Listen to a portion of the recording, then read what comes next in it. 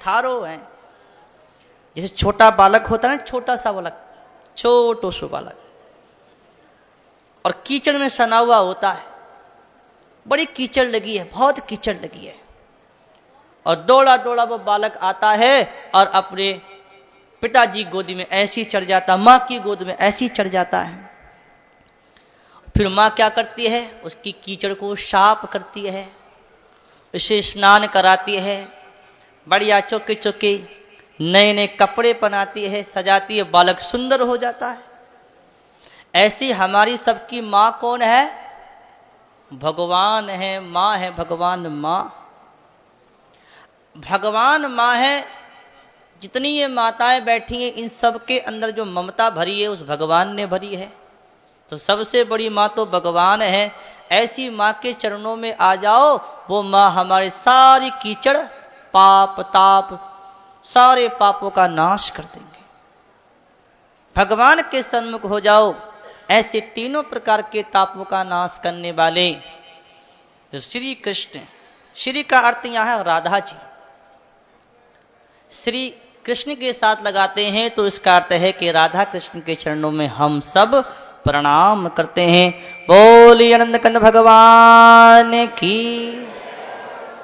भगवान सत्य हैं, चित्त मन ज्ञान प्रकाश स्वरूप हैं। भगवान आनंद रूप हैं, उत्पत्ति पान श्रृंगार करने वाले हैं, और तीनों प्रकार के तापों का नाश करने वाले हैं। ऐसे जो परमात्मा हैं, श्री कृष्ण हैं, उनके चरणों में हम सब प्रणाम करते हैं। भगवान को भगवान का स्वरूप बता करके भगवान को प्रणाम किया, और उसके बाद में आगे सुखदेव जी को प्रणाम करते हैं। यम प्रवजन्तमनुपेतमिपेत कृत्यम द्वीपायनो विरह कातर्या जुहावः पुत्रेति तन्मयतया तर्वोऽभिनेदुस् तं सर्वभूतहृदयं मुनिमानतोऽस्मि। सुखदेव जी कौन है, कहां से जन्मे, कैसे, इनकी जन्म की कथा जैसे संतों से सुनी वैसे आपको भी सुनाते हैं। एक बार की बात क्या हुई, भगवान को अगर कोई लीला करनी होती है तो नारद जी के मन में प्रेरणा करते हैं, और सबके पोस्टमैन नारद जी हैं। किसी का पता पूछना हो और किसी के पास घर पहुंचानी हो तो नारद जी से कह दो, और नारद जी से पूछो, सबका पता नारद जी को रहता है। नारद जी महाराज एक दिन की बात, वीणा बजाते परमात्मा का नाम लेते हुए और कीर्तन करते हुए नारद जी महाराज घूमते घूमते चलते चलते, और कहते हैं जहां भगवान शंकर, माता पार्वती, अमरनाथ, वहां पहुंच गए। भगवान शंकर तो आंख बंद करके ध्यान कर रहे हैं, अपनी समाधि में बैठे हैं, और माता पार्वती जी अकेली बैठी हैं। जाकर के नारद जी ने प्रणाम किया। माता जी ने कहा, आओ नारद जी, आओ आओ। कैसे आए? कि आए क्या, आज कुछ बात बताना चाहते कि हे नारद जी, ऐसी कौन सी बात तुमने बताना चाहते हो जो मुझे पता नहीं है? कि हाँ, तुम्हें ब्योरो ही नहीं है, ठा ही नहीं है। कि ठा नहीं है मेरे को? कि बताओ, भगवान शंकर के गले में मुंड माला, वो किसका मुंड और क्यों पहनते? कि हाँ, ये तो कोई ब्योरो नहीं, कोई ठा नहीं। तभी तो हम कह रहे हैं, तुम पूछ कर देखना भगवान शंकर से कि उनके गले में जो मुंड माला है वो किसका मुंड क्यों पहनते। ठीक है, अवश्य पूछूंगी। नारद जी तो कहकर के चले गए, लेकिन माता जी कुछ नाराज हो गई। आप तो सब जानते हो कि जब कोई नाराज हो जाता है, माते नाराज हो जाती हैं तो मुंह मोटो हो जाता है। मुंह मोटा क्यों होता है? इसमें भी एक वैज्ञानिक बात है। हाँ, चेहरे की चमड़ी जो होती है पतली होती है, और जब आदमी क्रोध आ जाता है तो उसका ब्लड प्रेशर बढ़ जाता है, उसका चेहरा फिर मोटा फूल जाती, चमड़ी फूल जाती फूकने की तरह, तो वो मुंह मोटा हो जाता है। अब क्या हुआ, पार्वती नाराज हुई, मुंह मोटा हो गया, कुछ नाराज हो गई, उदास हो गई। भगवान शंकर समाधि से ध्यान से उठे, पार्वती जी की ओर देखा, चेहरे तो कुछ बदला हुआ है। आदमी का चेहरा ऐसी चीज है कि अंदर के भावों को बता देता है।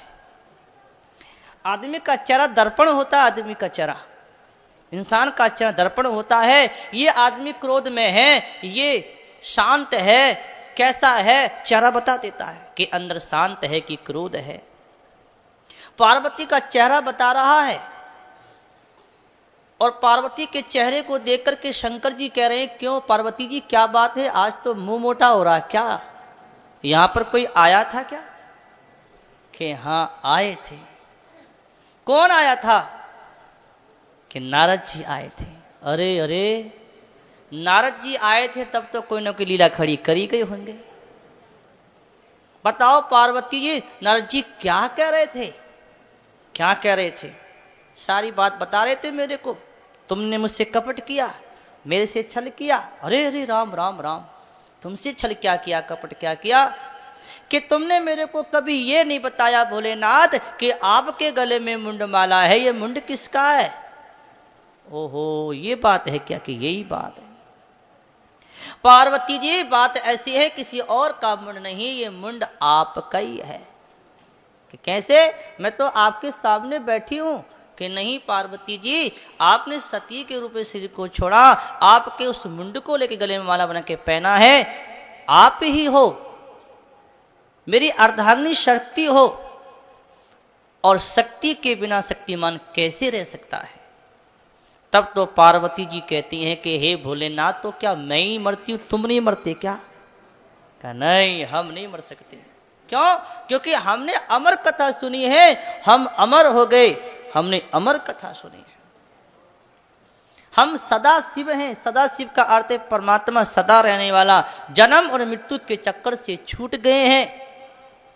जो एक बार सच्चे हृदय से अमर कथा को सुनता है, श्रद्धा पूर्वक, भाव पूर्वक, प्रेम से, वो सदा के लिए अमर होता है। तो भोलेनाथ अब देर क्यों करो हो, मुझे भी अमर कथा सुना दो, मैं भी अमर हो जाऊंगी। कहा सुनो, लेकिन ऐसे कथा नहीं होती पार्वती जी। कथा तो एकांत में, शांत वातावरण, हल्ला गुल्ला रोला ना मचे। तो कहां है? चलो भोलेनाथ ले चलो। कि चलो। पार्वती को लेकर के भगवान भोलेनाथ बड़ वृक्ष के नीचे जाके बैठ गए, जोर से ताली बजा करके सारे पक्षियों को उड़ा दिया। तुमने नहीं, अरे तुमने नहीं, वो तो भगवान शंकर ने ताली बजा करके सारे पक्षी उड़ाए। पक्षी पेड़ पे बैठेंगे, हल्ला गुल्ला रोला करेंगे, शांति से कथा करनी है। पक्षी उड़ा दिए और भगवान शंकर कथा कहने के लिए बैठ गए, और माता पार्वती कथा सुनने के लिए बैठ गई। लेकिन भगवान शंकर ने कहा, पार्वती जी कथा तो हम सुनाएंगे, लेकिन हमारी एक शर्त है। कि भोलेनाथ क्या शर्त है? कि शर्त यही है कि आपको कथा में हुंकारा देना पड़ेगा, हूं हूं करनी पड़ेगी। कहा कि कर देंगे, हूं हूं में क्या लगे, कथा मिले भगवान की हूं हूं कर देंगे। देखो पार्वती जी, जब तक आपका हुंकारा चलता रहेगा तो कथा भी चलती रहेगी, और हुंकारा अगर बंद हो गया तो कथा बंद हो जाएगी। एक बात बताएं, आप बैठे रहो, चुपचाप बैठे रहो, मैं कहता रहूं, पता नहीं लगेगा हम क्या कह रहे हैं और क्या सुन रहे हो। बीच में जयकारा हो जाए, कीर्तन हो जाए, हुंकारा हो जाए, तो जागती रहती है और कथा समझ में भी आती रहती है। ये हुंकारा माने जयकारा ही है। हम भी आपसे प्रार्थना ये करते हैं कि भैया बीच बीच में कीर्तन और बीच बीच में हुंकारा भी, मानो जयकारा भी चलता रहेगा, तो नींद नहीं आएगी और कथा का आनंद आएगा। बोलिए भागवत महापुराण की जय। भगवान शंकर कथा कहने के लिए बैठ गए, माता पार्वती कथा सुनने के लिए बैठ गईं। कथा चल रही है, शंकर जी कथा कैसे कह रहे हैं? भावों में, समाधि में डूब करके, तन्मय होकर के कथा कह रहे हैं। और पार्वती भी कथा सुन रही हैं, हो कर रही हैं। लेकिन जब महाराज भगवान की लीला चलती है तो नींद नहीं आती है, लेकिन जब ज्ञान की बातें चलती हैं तो नींद आ ही जाती है। विशेषकर माताओं को तो नींद आ ही जाती है। बैठे बैठे क्या हुआ, माता पार्वती कथा सुन रही थी, बैठे बैठे बैठे बैठे बैठे उनको नींद आ गई और वो तो सो गई। उसी समय कहते हैं कि व्यासपीठ के पीछे एक तोते का अंडा था। कथा के प्रभाव से वो उसके अंदर का बच्चा प्रकट हो गया तोते का, और वो तोते का बच्चा बैठा बैठा उस कथा को सुन रहा था वो बच्चा। सुनते सुनते सुनते सुनते उसने सोचा कि पार्वती सो गई, हुंकारा बंद हो जाएगा तो फिर हुंकारा नहीं होगा तो कथा बंद हो जाएगी, और कथा का तो बड़ो आनंद आ रहा है, बड़ो प्रेम बरस रहा है, ऐसी कथा को तो सुनना चाहिए। लेकिन हुंकारा तो बंद हो गया, अब हुंकारा मुझे देना पड़ेगा। तोता अपनी ओर से हूं करने लगा। तोता कथा सुन रहा है, हूं कर रहा है। कथा पूरी हो गई। 7 दिन की वो भागवत, वो अमर कथा जब पूरी हुई, शंकर जी ने आंख खोल करके पार्वती की ओर देखा तो पार्वती तो सोई हुई है। अरे पार्वती जी, हिलाया जुलाया उठाया, तुमने कथा सुनी कि नहीं? कि हे भोलेनाथ, मैंने पूरी कथा नहीं सुनी। तुमने पूरी कथा नहीं सुनी तो पूरी कथा में हुंकारा किसने दिया? कि मेरे तो कोई बेरो नहीं, कोई ठा नहीं, मैं तो सो गई। भगवान शंकर ने इधर देखा उधर देखा, चारों ओर घूम करके देखा, और जब पीछे देखा तो छोटा सा तोते का बच्चा बैठा है और उस कथा का आनंद ले रहा है। भगवान शंकर ने देखा कि इसने सनातन ज्ञान की चोरी कर ली। चोर तो चोर ही है महाराज, चोर तो चोर, कैसे ही चोर हो, चोर तो चोर ही है। हमारे सनातन ज्ञान की चोरी करी, विवेक पक्षी है, इसका दुरुपयोग करेगा, ये इसने चोरी करी है, इसे पकड़ना चाहिए, इसे दंडित करना चाहिए। भगवान शंकर त्रिशूल उठाए और उठाकर के मारा त्रिशूल, उस तोते के पीछे भागे और तोता भागा तेजी से, ची ची करता हुआ तोता दौड़ रहा है, और भागते भागते भागते भागते तोता कहां पहुंच गया? उत्तरांचल में सरस्वती के किनारे सम्याप्रास नाम का आश्रम, वेद व्यास जी का उनके आश्रम में, कुटिया में, आश्रम में पहुंच गया।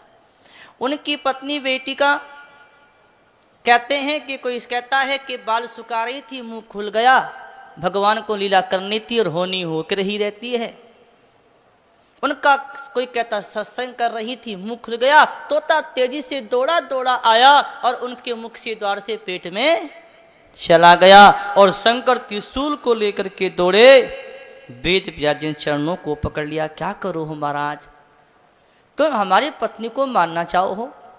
कहा हाँ, तुम्हारी पत्नी के पेट में हमारा शत्रु गया हुआ है, सनातन ज्ञान की चोरी करके दौड़ा है, हम उसे पकड़ेंगे, उसको दंडित करेंगे। भगवान शंकर को अगर क्रोध आ जाए तो कौन शांत कर सकता है? अगर क्रोध आ जाए तो प्रलय मचा दे। वेद व्यास जी देखे इनकी क्रोध को कौन शांत करे। भगवान द्वारकाधीश श्री कृष्ण को पुकारा कि हे नाथ रक्षा करो। भगवान प्रकट हुए। बोलिए आनंद कंद भगवान की जय। और भगवान ने कहा कि हे शंकर जी, आप उस तोते को क्यों मारना चाहते हो? उसने आपका क्या बिगाड़ा है? शंकर जी कहते हैं कि उसने हमारी सनातन ज्ञान की चोरी की है, वो अमर कथा को सुन के भागा है, उसे हम मारेंगे। अरे महाराज, उसके सुनने से क्या होता है कि उसके सुनने से अमर हो जाते हैं। हे भोलेनाथ, तुम बड़े भोले हो, बड़े भोले हो तुम। जब उसने अमर कथा सुन ली तो अब वो मरेगा कैसे? वो तो अमर ही हो गया, वो तो मर ही नहीं सकता। अब जाओ अपने कैलाश पर जाकर के राम राम करो, हम तुमको विश्वास दिलाते हैं कि इसके द्वारा तुम्हारी कथा का दुरुपयोग नहीं होगा। कहकर के चले गए भगवान शंकर, अपने कैलाश पर चले गए। वही सुख वेद व्यास जी की पत्नी के पेट में रहता है, और वही सुखदेव जी हैं। 1 साल नहीं, 2 साल नहीं, पूरे 12 साल तक गर्भ में सुखदेव जी हैं, जन्म नहीं लेते। वेद व्यास जी कहते हैं बेटा अपनी माता के गर्भ से बाहर आओ, तुम्हारी मां को कष्ट है। तो अंदर ही अंदर सुखदेव जी कहते हैं कि पिताजी मैं संसार में आना नहीं चाहता। क्यों? कि संसार में आ जाऊंगा तो माया मोह के बंधन में पड़ जाऊंगा, माया में फंस जाऊंगा। पिता पुत्र पति पत्नी बेटा बहू बीननी के चक्कर में इन संसार के संबंधों में जकड़ जाऊंगा। मैं तो अपनी मां के पेट में ही उस भागवत उस ज्ञान का आनंद ले रहा हूं। मुझे तो माता के पेट में ही भगवत ज्ञान का आनंद आ रहा है, मैं आना नहीं चाहता, नहीं तो माया में फंस जाऊंगा। भैया ये माया बड़ी प्रबल है। माया का असर किसके ऊपर होता है? ज्ञानी के ऊपर हो सकता है, तपस्वी के ऊपर हो सकता है, योगी के ऊपर हो सकता है, लेकिन माया का असर भक्त के ऊपर नहीं हो सकता, क्योंकि भक्त के पास भगवान का बल होता है। भगवान गीता में कहते हैं कि देवी हेसा गुणमयी मम माया दुर्त्यहा, मेरी माया को पार पाना बड़ा मुश्किल है, लेकिन मां में भी प्रपद्यन्ते माया में ताम तरंती ते, जो मेरी शरण में आ जाता है वो माया को पार कर जाता है। एक बात बताऊं, ध्यान से सुनियो। आपने वो देखी है चक्की, हाथ से चलाने वाली चक्की होती है, और चक्की चलाती हैं माताएं घरों में, हाथ की चक्की होती है। ऐसे कनक डालते हैं, चक्की चलाते हैं, पत्थर एक नीचे होता एक ऊपर होता, बीच में एक कील होती है, और चलाते हैं। मैंने भी चलाई देखी। और चलाते हैं और उसके पास में कनक डालते हैं, चलाते हैं कनक डालते हैं, तो जितने दाने पाट के नीचे पत्थर के नीचे आ जाते हैं वो सब आटा बन जाते हैं, और जो दाना कील के पास आ जाता है वो बच जाता है।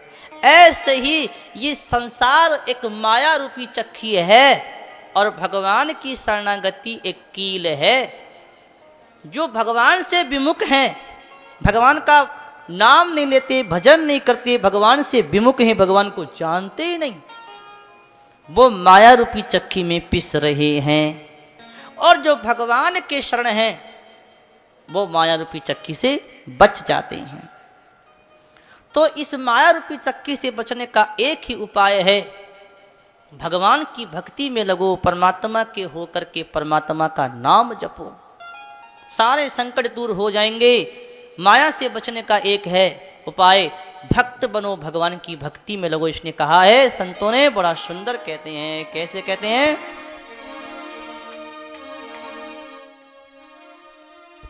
माया महाठगनी हम जाने, माया महाठगनी हम जाने, माया महाठगनी हम जाने।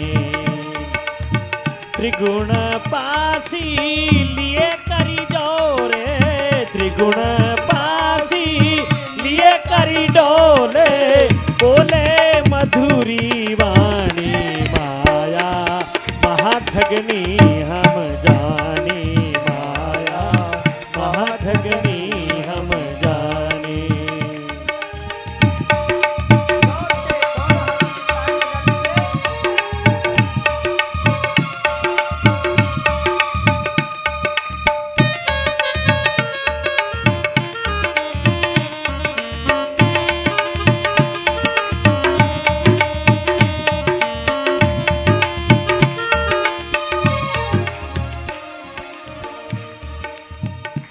सबके कमला होई बैठी, शिव के भवन भवानी, माया शिव के भवन भवानी। के सबके कमला होए बैठी, शिव के भवन भवानी, माया शिव के भवन भवानी। पंडा के मूर्ति हई बैठी, पंडा के मूर्ति हई बैठी, तीरथी में भई पानी, माया महाठगनी हम जाने,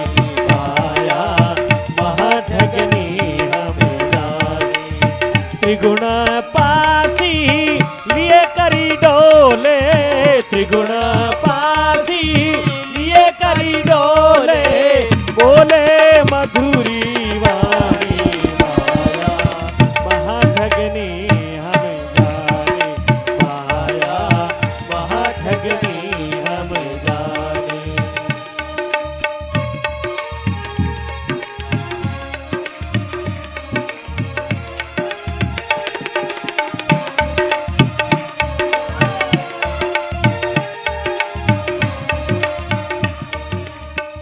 जोगी के जोगन होए बैठी, राजा के घर रानी माया, राजा के घर रानी। जोगी के जोगन होए बैठी, राजा के घर रानी माया, राजा के घर रानी। काहू के हीरा होए बैठी, काहू के हीरा होए बैठी, काहू के कोडी कानी माया महाठगनी हम जाने, माया महाठगनी हम जाने। त्रिगुण पास लिए करी डोले, त्रिगुण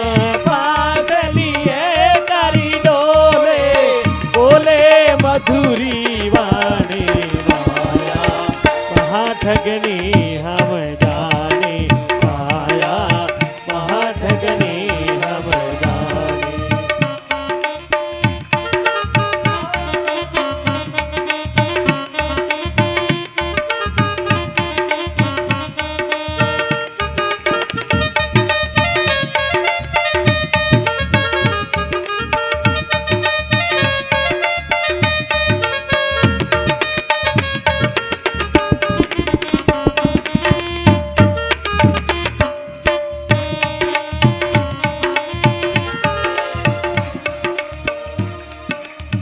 भगतन के भक्ति न होए बैठी, ब्रह्मा के ब्रह्माणी माया, ब्रह्मा के ब्रह्माणी। कहत कबीरी सुनो भाई साधो, कहत कबीर सुनो भाई साधो, यह तो अखत कहानी माया महाठगनी हम जाने, माया महाठगनी हम जाने।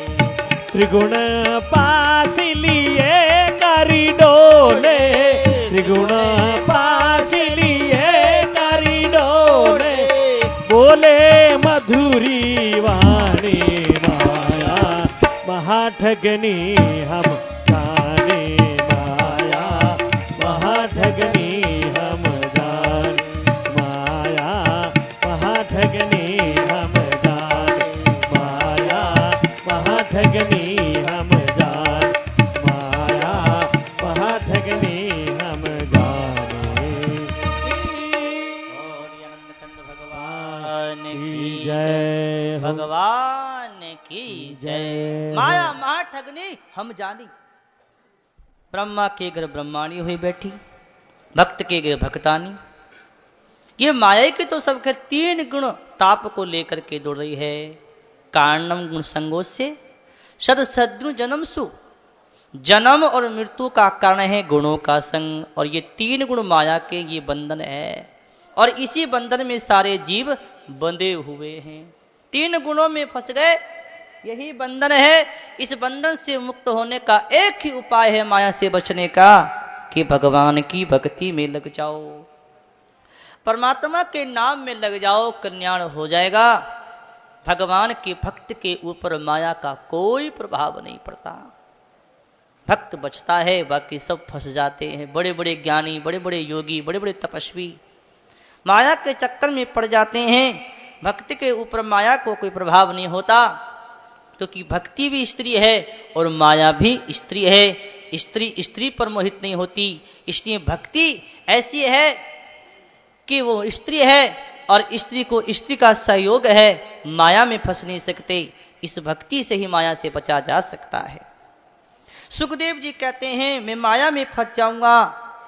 वेद व्यास जी कहते हैं तुम माया में नहीं फंसोगे, भगवान की भक्ति में लग जाता है वो माया में नहीं फंसता है। आ जाओ, ऐसे प्रार्थना करी।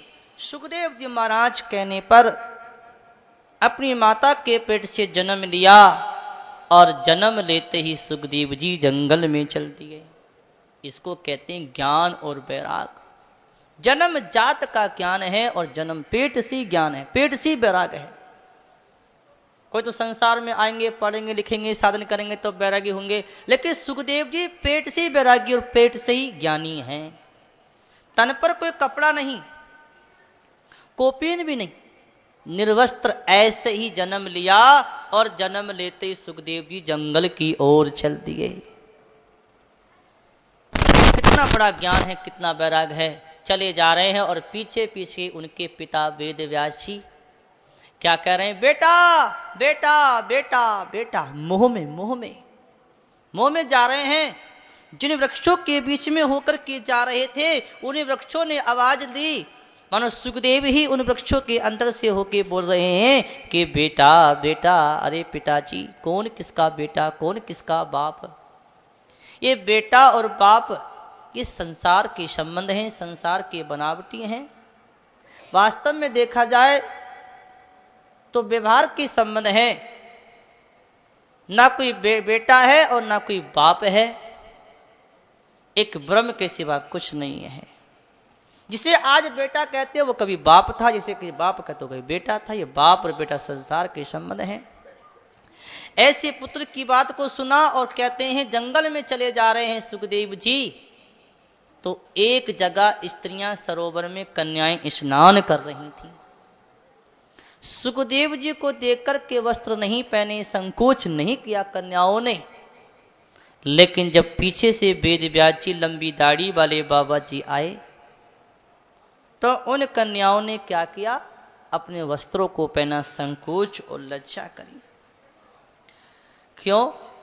सुखदेव जी तो जवान हैं, सुंदर हैं, चले गए, निर्वस्त्र हैं, उनसे कोई संकोच नहीं।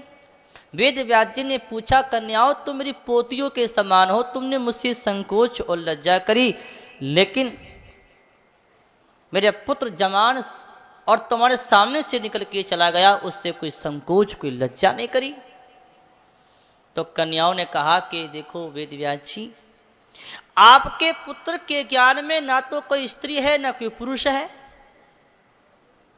उनको ना कोई स्त्री दिखती है ना कोई पुरुष दिखता है, उन्हें तो एक ब्रह्म ही ब्रह्म दिखता है, एक ब्रह्म के सिवा कुछ नहीं है। और तुम्हारे ज्ञान में ये स्त्री है, ये पुरुष है, ऐसा एक भेद है, ऐसा एक अलग अलग तो एक भेद है। इसी के कारण पुरुष से स्त्री को पर्दा करना चाहिए। आपके ज्ञान के अनुसार हमने किया। ऐसे सुखदेव जी को देख करके वेद व्यास जी लौट आए कि मेरा पुत्र तो मुझसे भी बड़ा ज्ञानी वैरागी है कि सब में ब्रह्म का ही दर्शन करता है। सुखदेव जंगल में चले गए, वेद व्यास जी अपने घर लौट आए। ऐसे वैराग्य सुखदेव जी जो सबके हृदय में विराजमान है, उनके चरणों में हम सब प्रणाम करते हैं, उनका हम सब ध्यान करते हैं। बोले सुखदेव जी महाराज की, सुखदेव जी महाराज की। अब आगे की कथा सुनो। यहां तक तो भगवान का स्वरूप और सुखदेव जी की कथा सुनाई। अब आगे की कथा सुना रहे हैं कि एक बार नैमिषारण्य क्षेत्र में सोनकादि 88,000 ऋषि रहते। कौन से क्षेत्र में? नैमिषारण्य क्षेत्र। वहीं पहुंच जाओ, मन से पहुंच जाओ। सोनकादि 88,000 ऋषि रहते, पूजा करते, पाठ करते, ध्यान करते, भजन करते, यज्ञ करते, अच्छे अच्छे अनुष्ठान करते। एक दिन की बात, उनके यहां सूत जी महाराज आए। सूत जी उम्र में छोटे हैं, ज्ञान में बड़े हैं। संतों में